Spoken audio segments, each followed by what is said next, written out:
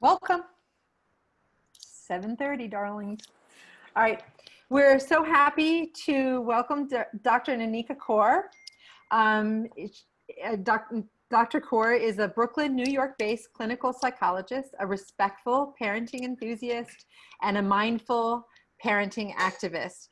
She helps cycle-breaking parents who don't want their childhood history to become their parenting destiny. Dr. Coor works with parents who find themselves on autopilot, acting toward their children in ways that actually go against their desires to parent differently than they were parented themselves. Prior to starting her own practice, she worked with adults, children, and adolescents in several community clinic settings in New York City. Welcome, Dr. Coor. Thank you so much for coming. Hi there. Thanks so much for having me. So I thought we would dive right in with holding some space for ourselves and all that we've gone through since the spring.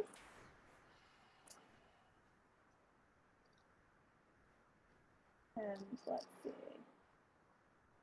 Of course, I'm having immediate difficulties with my screen. Just a moment.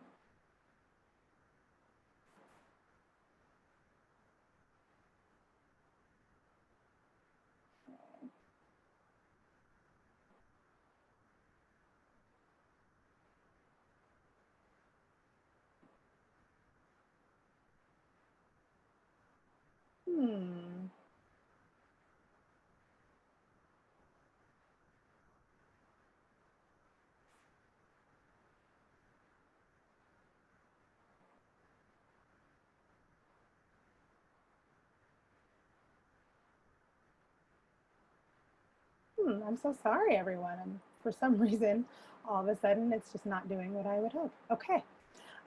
So we're talking about the collective trauma of COVID. That's where I'm going to start. I'm talking about the trauma and the grief that we've been through since we began with all of this COVID situation. We've had some collective traumas with the school shut down, with quarantine having to stay in. There's been a lot of illness, fear, loss, uncertainty, this abrupt change of life that we've had right before. Right at the start of COVID, where we just didn't really know what was going to go on. And everybody's at home. I've heard a lot about relationship strain and difficult with families getting along. And also there's mourning and a lot of anxiety around who knew what was going to happen, especially when this first began. We didn't know when it was going to end. We didn't know what was going on. And now as we came to the end of the summer, there was all this an indecision about school. What do I do with school? Do I send my kids back? Do I keep them home? And then there's the collective trauma.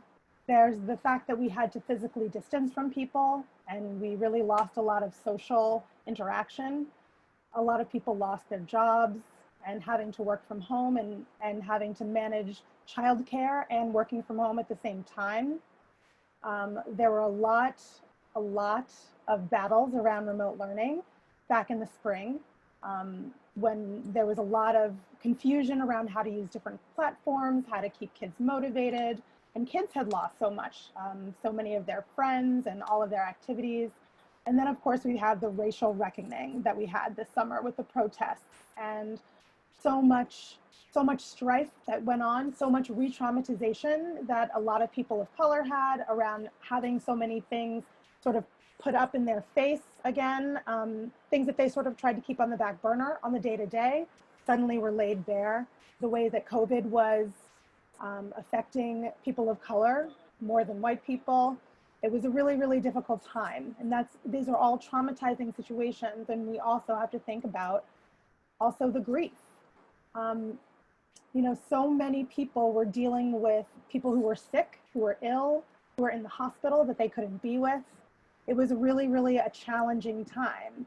And we went through all the stages of grief. We went through denial and anger and bargaining and sadness. And hopefully now we're getting closer to acceptance and making some meaning of all of this. But going through all of these things has also played a big toll, had a big toll on all of us. We've really, really lost a lot of connection and social support that a lot of parents relied on to take care of their kids. And where it comes to school and life roles outside of the family, this is a really important one. We used to have, before COVID, we played a lot of different roles in our life. We're not just parents, not just potentially a spouse. We were all different kinds of things. We were coworkers, we were friends, we were the gal at the coffee shop. We were all these different things. And all of a sudden our lives became quite narrow. So what can we expect from ourselves, from our children, given all of the trauma and the grief that we've been through? And I like to start with Ross Greene's quote, "Kids do well if they can." And that's really about looking at kids in a positive light. We're all doing the best that we can in a really difficult situation, and kids are too. And they really want to do well. And if they're not doing well, it usually means something is getting in their way of that. It's really, really hard to be a kid right now. We talked about the trauma, we talked about the grief, but let's talk now about the transition back to school. And school isn't really what it was before. Some schools are outdoors, some schools are hybrids, some schools are in person, but kids have to wear masks, they have to stay distant, they have to stay in smaller groups. School doesn't actually look the same as it used to look. And back to school has always been a time of transition and getting used to adapting to a new situation. And as a therapist, whenever I worked with children and I had to get evaluations from teachers, I wouldn't be getting these evaluations until maybe the first week of October, something like that. I wouldn't even ask for them because I know that there's this transition, this bumpy period whenever there is a coming back to school, whether it's summer vacation, whether it's winter break, spring break, that kids always have a period of adjustment. And this period of adjustment going back to school this year is a whole different thing. Not being able to see someone's face, their facial expressions, and having everything just be vastly different than there were before. And when we're talking about young children, which I know a lot of people who are listening today have very young children, it's a big transition and it's it can be very unsettling for young kids. And on top of that, we've got the expectations that everyone has, right? Everyone wants their kid to do well in school. If you have an older kid who's in elementary school or middle school or high school, the teachers want them to do well, parents want them to do well. They've got social things they're trying to keep going. There's a lot of expectations, a lot of demands put on children. And so when we look at those demands, those expectations from the world, from their parents, from teachers, from their friends, and also who they are, how they're showing up. Every child is showing up in every moment in a different way. They're the same child, but they have different things acting on them. Have they gotten enough sleep? Are they hungry? Are they worried? Are they anxious? Have they had an argument with a friend? So those things are always interacting with each other. The expectations we have for kids and also what's going on for them, their own personal characteristics of their personality, the things that they like, the things that they don't like, the things that they're challenged by, neuroatypicalities, for instance. And when we think about all of those things and put them together, we can think about kids as not giving us a hard time, but having a hard time. And when we are able to look at children as struggling, we have a different response than just punishing or correcting. We have a different way of looking at them. So what can parents do? What can parents do in these kind of times to not actually also go into challenging behavior? When we are faced with our children's challenging behavior, their anxiety often results in challenging behavior. And what do we do? What can we do when we are faced with that? Well, the first thing, and if you remember nothing else, just do the least harm, right? Do the least harm you can do to their mind, their body, their spirit, their self-esteem, their self-worth, their heart, all of those things. If you can't think of what to do, what is the least harmful thing you can do? And sometimes that's just walking away. Sometimes it's just taking a break, going into a different room, taking a break, regrouping, and coming back when you can interact in a calmer way. And another thing parents can do is to stay objective. Try not to take what your children are saying and doing personally as a personal failing of yours or theirs. there's a lot of things that are impacting children right now. And it's important to be responsive to their feelings, and try as much as we can to overlook behaviors as long as those behaviors aren't hurting anybody. And thinking about if our help is necessary or not, because we're at home and we're with our children as they're doing this remote learning most of the time, we're in a situation, I know parents who have started school and have been there with the remote learning, and the desire to jump in, to get your kids to pay attention, the teacher's calling on you, like, why haven't you said anything? I just was thinking about the idea that, normally parents are not in school with their children. Kids are their own people, they're doing their own thing, teachers are managing their behaviors. Parents overlooking a child and wanting to help and wanting everything to be to go so smoothly, parents' own anxiety can get involved. And we need to think, is our help really necessary, or are our kids more competent than we think? Maybe these kinds of things are between them and their teacher. And maybe we can hang back a little bit and wait for our children to ask for our help, or jump in if we find our kids extremely frustrated. But sometimes they need the struggle in order to get to the mastery, and that's where they gain confidence. And when we're thinking about challenging behavior that people might see as kids are transitioning back to this very unusual school year, the challenging behavior is really a downstream situation. It's what's happening after the fact. And what parents can do is focus upstream. What can you do to lay the foundation to just as we bring snacks and extra diapers and extra pair of clothes to the playground when our kids are very small, we're preparing for an eventuality, for a possibility that we can't see, but we're setting ourselves up for success should anything go awry. And this is the same thing we're thinking about when we're thinking about proactive parenting. We want kids to have a felt sense of they see me, they hear me, I am valued, right? And parents can do all sorts of things with their own behavior to ensure that kids feel this way. So kids really need to feel safe, they need to feel secure, they need to feel that they are able to be soothed, and they need to be seen. So let's think about safe and seen. Being safe and being seen is really a lot about allowing for authenticity. And when I say authenticity, I mean letting a child really be themselves and letting a child really express themselves the way they need to in the moment, again, as long as that's not hurting anyone. Really allowing all feelings. We don't allow all the behaviors, but we really do allow all the feelings to be there. And when there is a rupture, a disconnection, sometimes we've made a misstep, we've misattuned, misunderstand something that they're trying to explain to us, and we see that there's been a disconnection in the relationship, it's important that we go back and that we repair, that parents initiate the repair of the relationship. It's really the parents' job to do that. I know a lot of times parents are thinking, I really want my child to apologize to me, and that's all well and good. However, they really need it modeled to them. They really need to see us taking responsibility for our behavior, saying that we're sorry, and making a commitment to do better in the future. And then we want to also trust in kids' competence. They may have their own pace in moving through feelings, in learning things.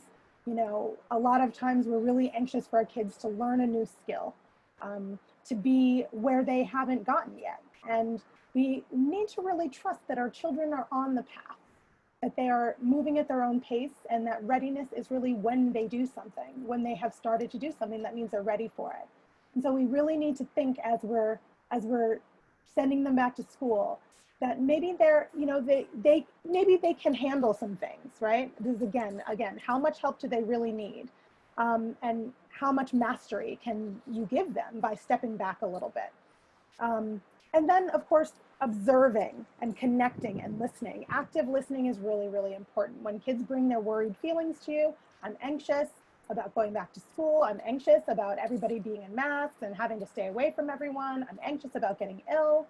All of those things, we tend to want to rush in and make the kid feel better. It's hard to see our children in distress. It's sometimes our own feelings get going so much that we want to distract them, think of something else, look on the bright side, don't forget about all these good things that are happening in your life. At the same time, that really dismisses, even though it's well-intentioned, it really dismisses what a child is feeling. And sometimes they just need to get it out. They really need to vent, and it's really helpful for us to just hold the space for them by listening actively, reflecting back what we're hearing, and not trying to change a child's mind, not trying to change their mind from being upset. So when you are able to validate a child's feelings, even if those feelings are not feelings you might have in the same situation, a child feels heard, and that's really important. And then there's also just taking an active interest and showing that you value what the child is already doing, right? What they're already into, what they're already interested in. Take an interest in that. Children then feel seen. What I'm doing, my parents are paying attention to. And then collaborating is another thing that we can do with our children as much as possible. Anything that's going to affect a child's life, bringing them in, letting them know, here's the decision we're going to make. What do you think about it? Trying to have power with your child instead of power over your child is really important. Problem solving with your kids. Whenever a conflict arises, can you sit down and brainstorm together? What are some things we can do about this problem that worked for me and that worked for you? Trying to come up with win-win situations. And including kids in decision making really also gets their buy-in as well, which we'll probably talk about later when screen time comes up. So how can parents help kids feel soothed and secure? Well, one of the ways we can do this is predictability, creating some structure and some routine in their life, something that they can count on, something they know that they can look forward to. And I strongly encourage people to have some kind of family togetherness that kids can count on, whether it's a meal together, whether it's some one-on-one parent time that they can count on, that they know is going to happen every day. That's a way of building some predictability into their lives, and also preparing them ahead of time for what they will experience. If your kid has not started school yet, or if they haven't started the in-person part of school yet, everything that you know about school that you've been told by the school system, by your kids' teachers, like, share that with them. Let them know all the information that you have in age-appropriate ways about what they can expect to happen. This is what people will expect of you. This is what it will look like. This is what you will be asked to do. Here's how you can keep yourself safe. Those are all things to be going over with a child before they're in a new situation, right? So again, that's providing some predictability. I know what to expect when I get there. And reassuring anxious children, right? Validating their feelings, normalizing their feelings. It makes sense that you would be anxious. This is a very different situation. And then on top of that, having some fun, having some relaxation built into their lives that they can predict, right? It's not all just about the things that are obligations. I think that a lot of staying in with COVID and being inside and being with your family unit so much, we can get just caught in just what has to be done, just the triage of just, got to get this done, got to get that done, got to get my work done, got to get their remote schooling done. And everything becomes a checklist. And it's really important for everyone to feel relaxed sometimes, to have some fun sometimes, to do things that are not obligations, but things that are just pleasurable, things that you're just interested in, ways to just relax and slow down. So plan something to look forward to as a family. That's fun. Some interactive physical play if you're into that, and making jokes and just having mirth in your house is really important. So that's one thing there. And then having clear limits. Really being able to set limits and boundaries with kindness and with firmness, and being quite clear, letting kids know exactly what it is you want. A lot of misunderstandings happen when parents have an idea of the limit that they want and the child isn't living up to that expectation, but sometimes children don't know exactly what we want from them because we have not made the limits very clear to them. So making sure they understand what's being asked of them, and again, allowing all feelings, but not allowing all behavior, right? But all the feelings are allowed. There's not any feelings that are not okay to have and not okay to express to their parents. That's really important, that kids know that they can bring themselves to you in whatever state they are, and that you will be accepting of that. And finally, responding versus reacting. This is a big one in my practice. we're often very triggered by what our kids are doing. We have our own anxieties about how we want our kids to do well, how we want them to succeed, how we want to be good parents. So often things that kids do and the challenging behaviors that they display are really activating for us. And sometimes we react and say and do things out of an emotional place that's not very much a logical and considered place. So it's really important for us to think about responding versus reacting. And it's really hard to respond versus react. You know, kids need to know that you're the calm in the storm, but also we're so stressed out ourselves that it's not always easy. We go into fight and flight. You know, our bodies start getting activated, and it's difficult for us to calm down, to co-regulate our children when we are really worked up ourselves and when our bandwidth is really low. So how can we increase our bandwidth? Like, what can we do to get ourselves in a place where we can slow down and pause so that we are able to respond rather than knee-jerk reactions? So parents do well if they can, right? A lot of times we do the best that we can do, and we want to do well as parents, but things get in our way. Especially when we're in this situation with COVID, it's hard sometimes for parents to even meet their basic needs. Are we sleeping enough? Are we eating enough? Are we getting exercise? Are we getting any kind of social connection or social support? Like, these are really, really important to do because we can't pour from an empty cup, right? And so it's really, really important that we prioritize ourselves in some way. And so there's some way that we can give something to ourselves or get our needs met. Mindfulness is another really important part. Being able to slow down, being able to take a breath, right? Being able to stop in the moment and really understand what's going on from a zoomed out position rather than a reactive in it situation, to be able to sort of pause and say, you know, what's happening? This person wants this, I want that, we both need this, we're both feeling that. To be able to sort of clue in and have a lot of present moment awareness is really important. And this can be anything. This can be when you're walking down the street, how many sounds do you hear? How many different sounds can you identify in that moment? I mean, in order to do that, you have to be very present. How many colors do you see? Do you feel the breeze on your skin? All of those things are mindfulness and being present in the moment. And the more that we can do this, the more that we practice doing that. It's not always about sitting down and meditating for 10 minutes. Sometimes it's just about practicing being in a mindful state and being present in the moment. And when we get very practiced at that, when things are challenging and chaotic, we can more easily shift our brain to a quieter space the more we practice doing that. And a part of this is having self-compassion, right? Oftentimes when things are chaotic, when kids are really worried and kids are acting out or acting in, it can be really difficult to not say very critical things to ourselves. And it's really important that we speak kindly, not only to our children, but also to ourselves. We can't make somebody do better by making them feel worse. And that goes for children, that goes for adults. It's really important for us to be kind to ourselves and to be able to understand that we're doing the best that we can. And if we're really not in a good place, bandwidth-wise, like, what can we do to fill our cup a bit? And how can we understand our own behavior in terms of, you know, people get stressed out. Everyone gets stressed out sometimes. And how can we speak kindly to ourselves about that and make a new choice from a place of feeling okay about yourself versus really bad about yourself? And then breathing breaks. This is really, really big. If you can do nothing else in terms of meeting needs, can you get away?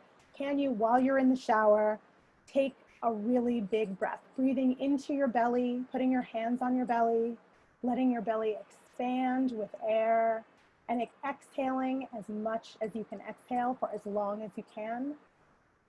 Really long exhales let your body know that you are safe. Right? We go into fight or flight when we're anxious, angry, worried, overwhelmed, helpless. We go into fight or flight or freeze. And breathing really slowly, especially exhaling really slowly, lets your body know there's no danger here. If there were a tiger chasing you, you would not have time to take a really long breath. So your body begins to calm down, your heart rate begins to get lower, the adrenaline begins to subside, right? This is really, really important. Breathing very slowly whenever you're feeling overwhelmed. And then of course there's therapy. That's what I do, right? And you know, parents going to therapy is so helpful, right? And I know there's a lot of stigma around therapy sometimes. People think that going to therapy means I'm weak, or I'm not strong enough, or I will be dependent on a therapist. But really, it's about taking care of yourself. It's really important to have someone who's taking care of you in the same way. You as an adult need to feel seen and soothed and secure as well. You need to feel valued. You need to feel like your voice is heard. It's really, really important. And if we don't feel this way, we often end up lashing out at our children. We often end up taking it out on the people around us when we feel like no one's paying any attention to me.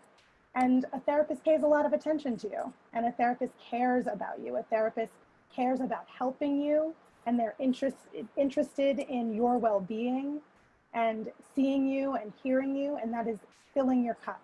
And it's really, really important. And the kind of work that I do is about parents who are bringing things into their relationship with their children that is really from their own past, and really coming from not the space of the relationship with them and their children, but really is unfinished business from their past. And going to a therapist can be really helpful for untangling those knots and getting to a place where you can really think about the present moment and what's going on with you and your child, rather than trying to unconsciously right wrongs that happened in your own childhood, right? So being able to separate what's my experience from what my kid's experience is, and what's our relationship and what's an old relationship. And therapy can be really helpful for that.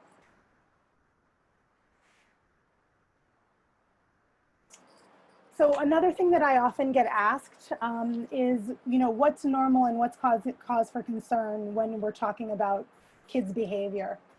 And what to expect when we're thinking about when they're going back. How do we know when what they're going through, what we're seeing, is it a normal response, or, you know, does my kid need a little more help? So there's situational, this situation that we're in with COVID, it makes sense that people are anxious, that people are more irritable, that people are, you know, off their game, right? Adults and children. So it's really important to think about, you know, how long is it lasting? Is this something that is sort of intermittent and temporary that sort of remits after about 6 weeks into school? Or is this going on and on? Are we in November now and my child still seems withdrawn? My child is crying a lot. My child has a really big reaction that seems really greater than the proportion of the situation. Then we're moving into something more clinical. But what's normal is kids might be forgetful, they might be irritable, unmotivated, distracted. Like, that's all very normal for a time. But when we're moving on in about a month out, 2 months out, and if we're seeing a lot of really out of character for your child activity, they're normally gregarious, but now they're really quiet. They're normally quiet, but now they're like acting out all the time and blowing up all the time. They're staying in their room all the time. They have a hard time getting out of bed. They are talking about harming themselves or thinking about harming themselves. All of those things are more red flags, and it's always better to be safe and get your child seen by a therapist. And I'm happy to help anybody if they feel like they need some help finding the right help for their child. But really looking out for what is out of the ordinary, that seems a little out of proportion to what's going on, and remembering that there's going to be a bumpy transition. It's not going to be very smooth. So the first 4 weeks of school, you probably will see a lot of behaviors. And really, it's only really cause for concern when those behaviors don't seem to remit after about 6 weeks. So here's some information about me. This is what I do. I am a respectful parenting therapist, a clinical psychologist. And this is how to get in touch with me. And I think you'll probably end up getting a copy of these slides or some more information if you need to get in touch with me. But I wanted to put it to you all now, and perhaps I can answer some questions for people. So what you want to do is to type your questions into the Q&A section there, and I will read them to Dr. Coor.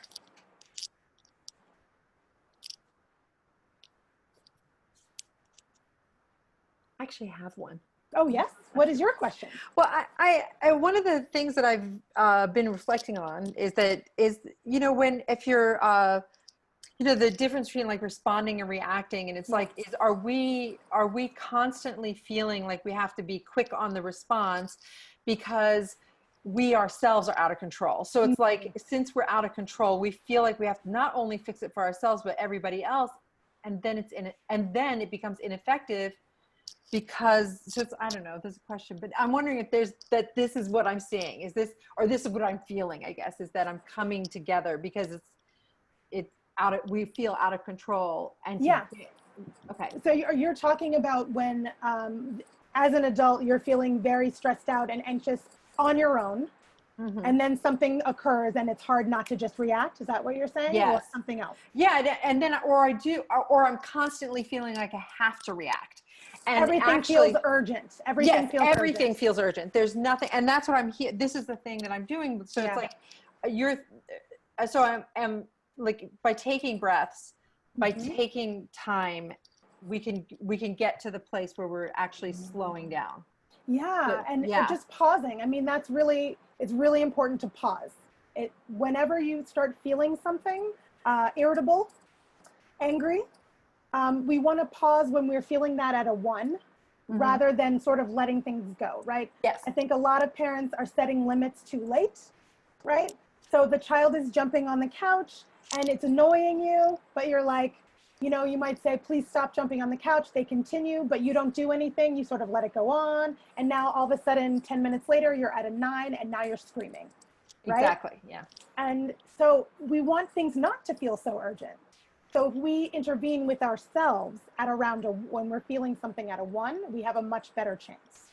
So when we are feeling mildly annoyed, mildly irritated, that's a sign for us that probably a limit needs to be set. Something doesn't feel right to us.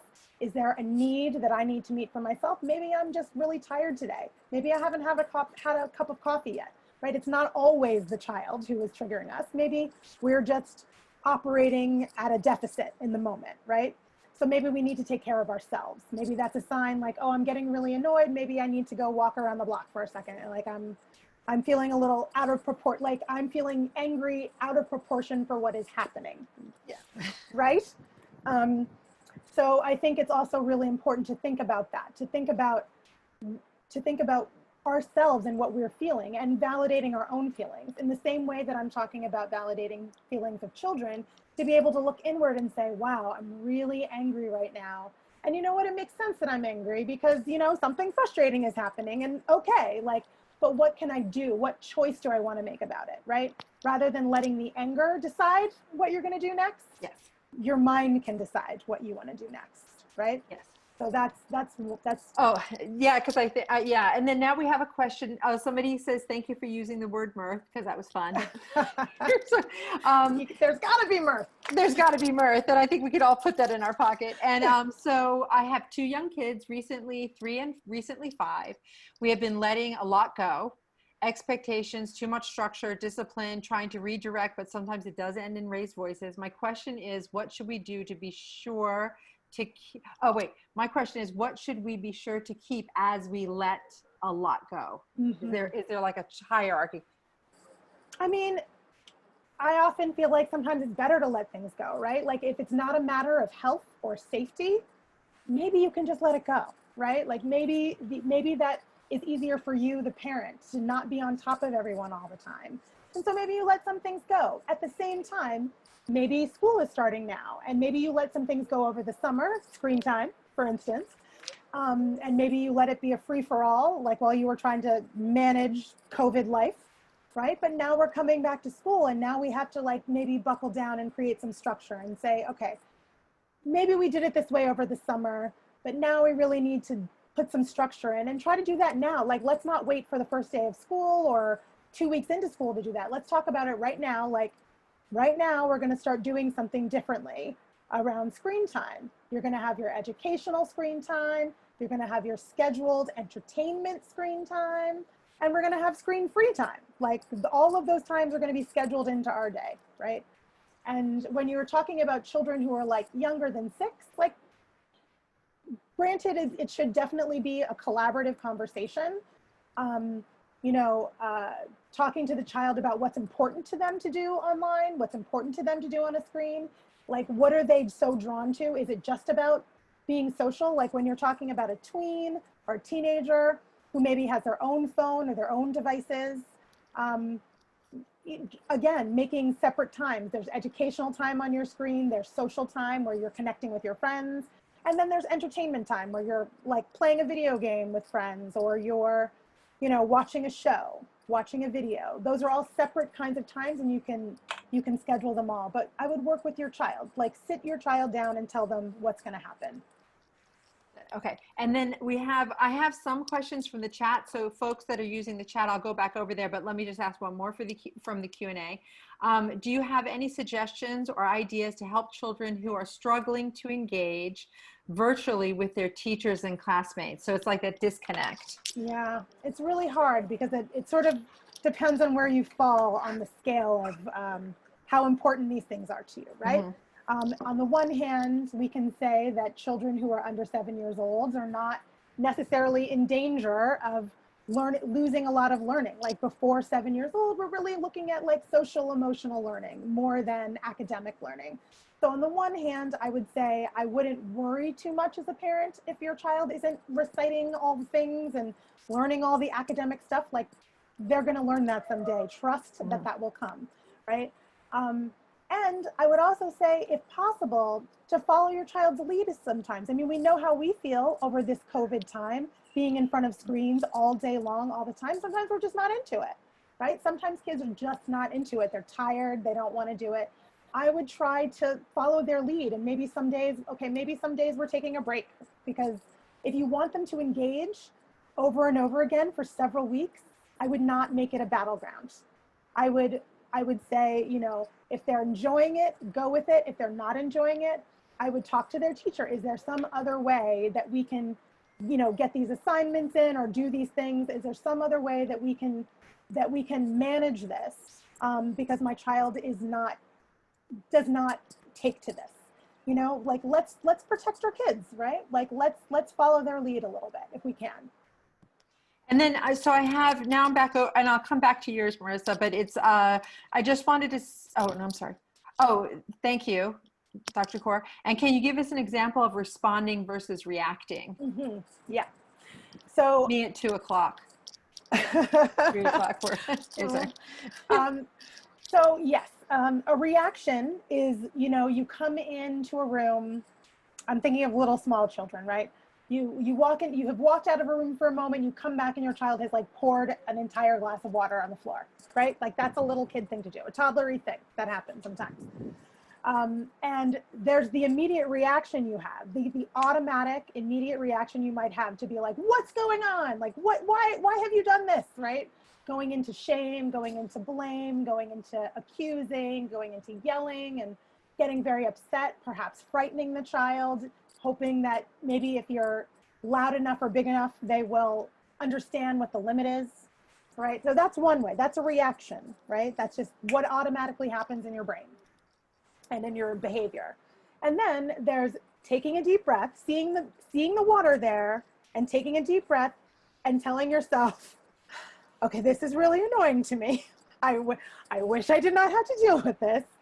And still, what we will do, like, I see there's some water on the floor. Oops, let's get some rags and clean this up. Here's one for you. Here's one for me. Let's go. You know what I mean? Like, that's a response, right? Like a measured response. It's where you took some time, you took a breath, you paused, and you decided what to say next, rather than just autopilot the first thing that came out of your mouth, right? Autopilot is a reaction, and thinking about it and making it like an intentional decision about what you're going to say, that's a response. So delicious. What about if your children seem very bored by school? They loved being in school, but can't relate in the Zoom. So it's back to that, like being removed, feeling removed. I mean, I think really validating that for kids, I mean, I get it, right? I mean, I cannot even imagine what it would be like to be a 7-year-old and having to do Zoom school versus actual school, especially when we know what school is. We've been there. We know what it is. It's almost like kindergartners may not really know what they're missing, right? But a second grader, like they know what they're missing. And they know that they're not getting all of those things, and maybe just validating that, right? It does suck. It really is not as fun. So what would be fun about it? Like maybe there's creative ways to work with your child around what would make this more fun for you. Like, this is all we got. Like, this is what it is, you know, as annoying as that is. How could this be better for you? How could we make this more palatable for you, right? I would try to really work with your kid and really hear them when they're telling you that this is boring. They're telling you, I'm having trouble. I'm having trouble in staying with it. So what creative things can you come up with them and possibly with their teacher to make it more engaging for them? Yeah, that's good. And then do you have any specific strategies for encouraging intrinsic compliance to a task? Like wearing a mask in public, cleaning up toys before leaving school. What are some tips to avoiding extrinsic? I'm sorry, I'm saying that I'm very tired. Extrinsic. Yeah, I know motivators. You gotcha. Yeah. Like bribery, threatening, privileges. Yeah. Well, intrinsic motivation is something that is very. That's about your relationship when it comes to something you want them to do for you, like clean up something. Because that's a you problem. That's like an adult problem. That's not a kid problem. Like the kid is like fine with Legos all over the floor. Like, I don't see what the problem is here. So that's a parent problem. And on the one hand, you know, the parent has the need for like a clean space, let's say, but the child doesn't have a need for the clean space. So we want our child to help us meet our need for clean space. And if we want our child to help us, then we need to have created a foundation where everybody takes everybody's feelings into account, right? If you're always overriding your child and controlling your child, first of all, you're sort of teaching them how to use those same behaviors with you. And they're not feeling so helpful. They're not feeling like, when it comes time to clean up my toys, I feel very helpful. I don't. And I might resist you, right? And so when we have that sort of open relationship with our child where we're like, you know, hey, there's some Legos on the floor. Like, why don't you do the red ones and I'll do the blue ones, right? When you're like, it's happening, but we're going to do it together, right? So doing things together with your child instead of imagining they'll do it on their own. And also just asking your child to do things instead of using bribes, you know, just letting them know this is what is expected. And when they do something that's difficult for them to do, like sharing or, you know, cleaning up something without being asked, let them know how much you appreciate it. When they do something that is not in a crazy, like, I'm praising you because I want you to do this more kind of way, like you're trying to get them to do something, but because when you actually feel appreciation, when your child has done something, like genuine appreciation, express that to them. I really appreciate that you did that. That really just helped me out so much. Like doing that and them knowing that they're a valued part of the family, that's important. I have, what about when big feelings lead to a behavior that is harmful or unsafe? Yeah. For instance, when a child is lashing out at a sibling, tantruming, that's a level where somebody could get hurt. And what's the key to staying grounded and calm and responding appropriately? Yeah. The first thing to do in those situations, first of all, is it's your job as the parent to make sure nobody gets hurt, right? We want our child to be like not hurting people, but when they're really flooded like that, think about them again as having a hard time. They're having a hard time and they need help, and helping them means sometimes restraining them, you know, using the minimal amount of force necessary to restrain them. Sometimes it means going into another room and closing a door and saying, hey, like, I can't talk to you in this situation. When you're calm, you let me know and I'll open this door, we'll have a talk, right? Like, I'm not leaving you, I'm not punishing you, I'm just trying to stay safe, right? Keeping people safe is always that's the first priority, keeping everyone safe. And if that means you know, when they're very young, it's like, I'm not going to let you kick. I'm not going to let you hurt. I'm not going to let you hit. And I'm not going to let you means you really can't let them. You really must make it impossible for them to hit you or to continue hitting you, right? And it's not just because obviously we want our bodies not to be hurt, but also because they feel bad when they hurt us, right? So you're really also protecting them from that, from the shame of that, right? By holding them, by not letting it happen.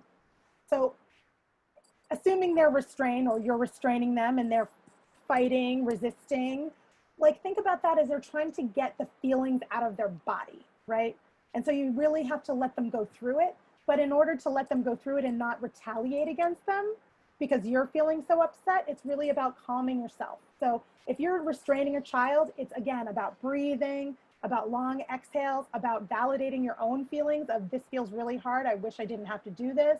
I wish it wasn't so hard in this moment to be a parent. Like really validating those feelings for yourself and getting your own heart rate to slow down, because then your kid can kind of like borrow some of your calm. You know, you really need to be the calm in their storm, right? So safety first, then getting your body calm. Those are like the first two things to do. And once you're calmer, then you're in that zone of being able to make a response, of being able to be comforting, right? Of being able to say, like, I know this is so hard. I see that you're so angry. I have to hold you right now because I can't let you kick me. As soon as you're ready to stop kicking, I can let you go. So good. Yeah. And that's the modeling the breathing is probably so good. Okay. So my kiddo is 5. I submitted a question via the form about friendship. So do you I don't remember. There were so many questions. I'll read it. We've had a lot of folks fall out of our normal social circle. A few friends have had to move far away during COVID. And there are long conversations about friendships and dynamics. Wait. I just lost my place. Sorry. There's a, best friends. The parents have tried within those conversations to talk about friendships being established based on feeling close to another person and having similar interests, and then also sharing friends. The question is, how do we honor the feeling of wanting a friend, all to his, her, their self, and also help navigate friendship and sharing those in our lives with others, especially everything's in a box. Almost. Yeah. This is really hard, but when we go back to that piece of is my help necessary, right? Like how much do we need to help and how much do we let the child navigate, right? A lot of parents want to get right in there and say, you know, this is what you tell your friend, this is what you don't tell your friend. And again, it's really about really just listening to your child when they come to you and say, I'm really upset because, you know, Sally is closer to Katie than me, you know what I mean? Then you just listen to them and you say, oh my gosh, that's so hard. What's that like? Do you know what I mean? Like get them to tell you more about it, but try to stay away from feeding them answers to what they should do, because maybe what you would do is maybe not what they would do as people, right? So you can help them by being there to be a sounding board for them and listening to them and reflecting back how upsetting things are for them without necessarily giving them an answer of like, this is what you should do.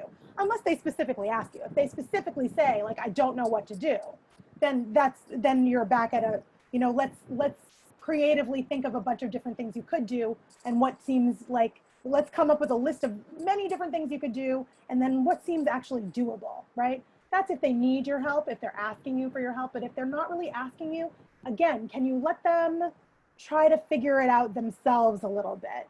And, you know, with your guidance, you're there, you're spotting them, you're not like leaving them in the lurch, you're staying close, but you're not doing it for them because these are things that they really have to navigate on their own going forward, right? So it's really important to try to stay like nearby, but not in it with them.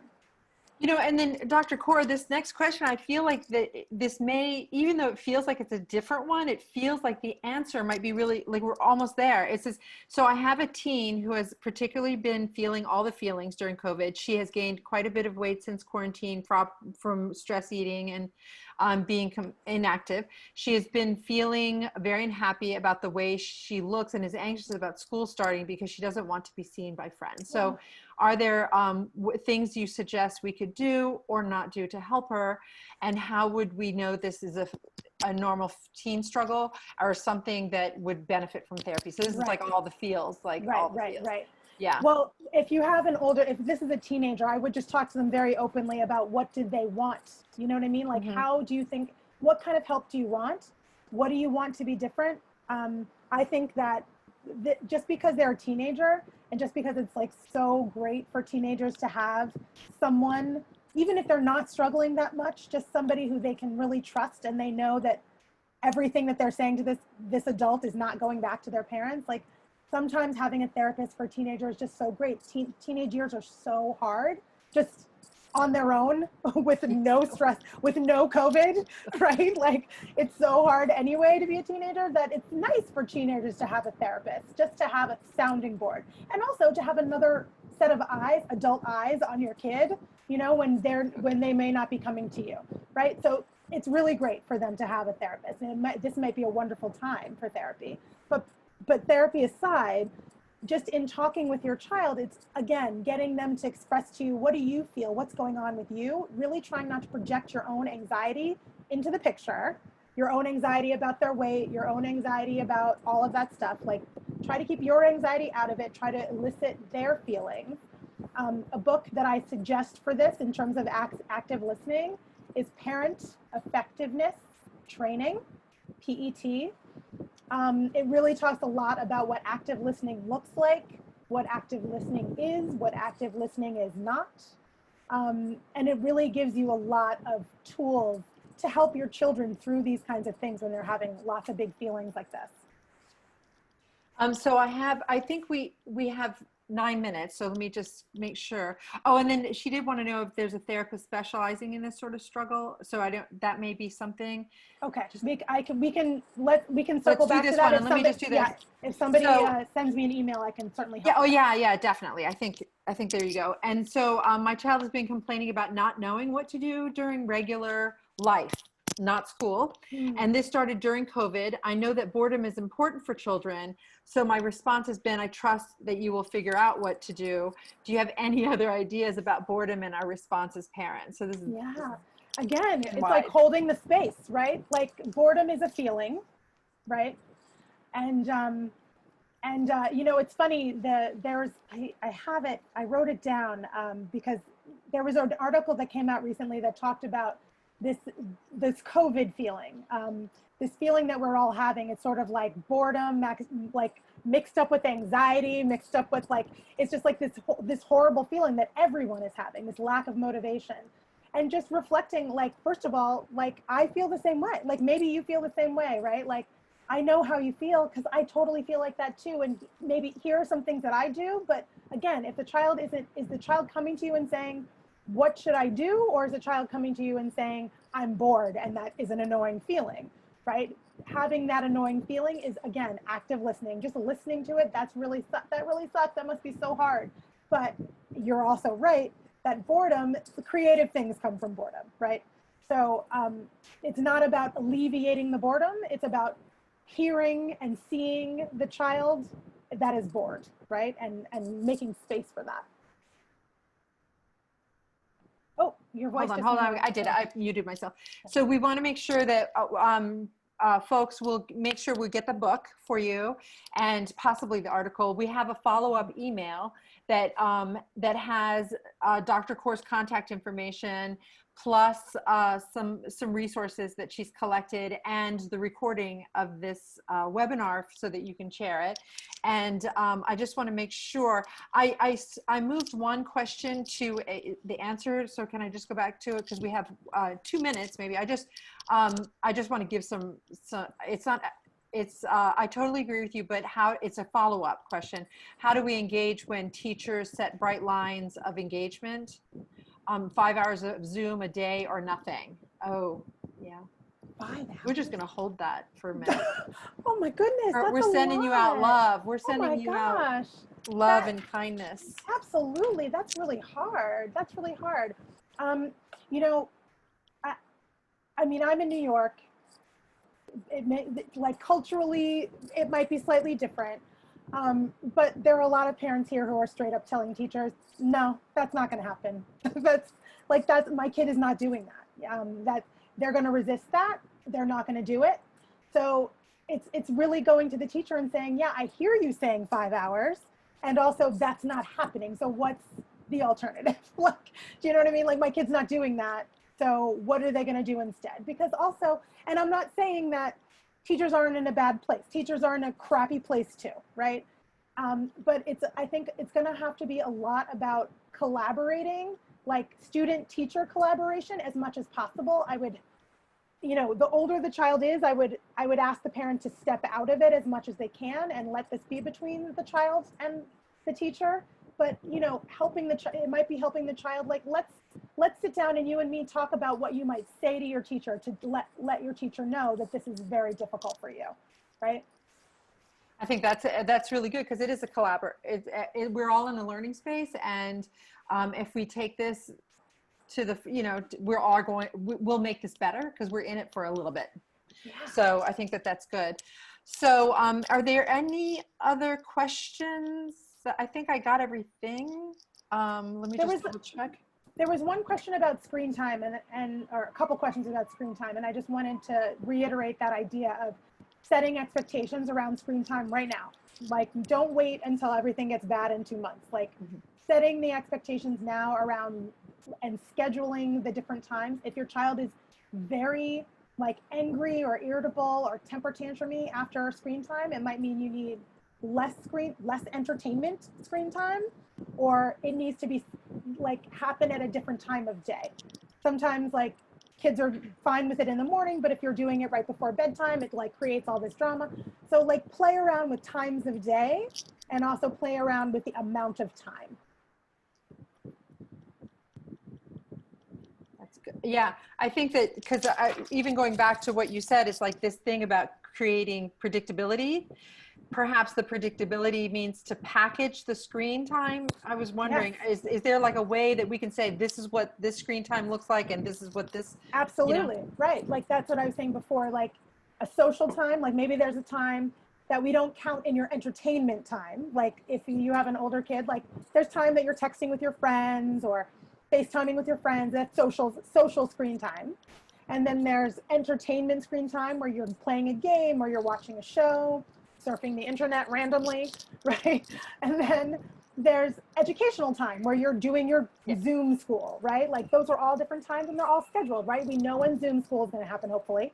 We know what time of day. And then you plug in the social time and the entertainment time around that, but at specific times of day when kids know that they will be able to look forward to it. And I definitely suggest a screen-free time of day where family does things together and every family member puts their device away and we just hang out. And, maybe that's dinner, maybe that's some other time, but, there's a time during the day where everybody looks forward to the time where there's no devices and we just hang out. That's a big deal now. Maybe that's the mirth time. Maybe that's the time for mirth. That's the mirth time. Yes, that's very good. I like it. Well, I mean, I think that we got everybody's questions answered. Inspire. I'm just going to check the chat for just a second to make sure that I'm not losing folks. Actually, I didn't even click on it. Time goes so fast. It's like it went so fast. Oh my God, it's like a blink of an eye. Bendy. It's bendy. It's like the things that we want to last forever. Like this particular meeting, I would actually like it to go on forever. I'm sorry. I want to answer all the questions. I want to do all the things. I know, and then there's like the time that just goes like this, and so I do want to say, I shared this with the families. I heard you before. You talked about breathing, and I felt like it was the first time I had even taken a breath. And I did it again when you were saying this. And I think that this active mindfulness is hard to gain in this time. That's what it's like. It's very hard. Yeah. And to give ourselves the kindness and self-compassion that you're sharing is huge, because then it has to radiate out, right? It really does. And it's so helpful. And you're really showing your kids what to do when they're feeling stressed out.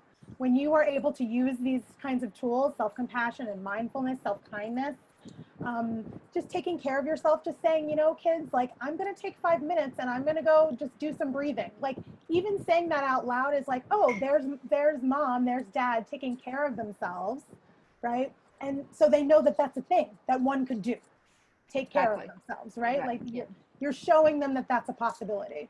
Oh, so good. So what I would like to say is that you'll send us the links, and we'll have the recording. And before we leave, I would like you all, because this is inspired by you, Dr. Coor, I have to say, is everybody take a deep breath, give yourself a big hug. Yes. Oh, so good. Thanks for joining us. And Dr. Coor, thank you. Absolutely. Thank you so much for having me. I've heard from you 3 times now, and I would like to move in. So I want to have if I can do mindfulness where it's your voice in my head, that's what we need. That's all we need. Oh my gosh. I'm happy to help. Like, contact me if you need some help later. Thank you so much. Thank you. All right. All right. Thank you. Good night, everyone. Good night.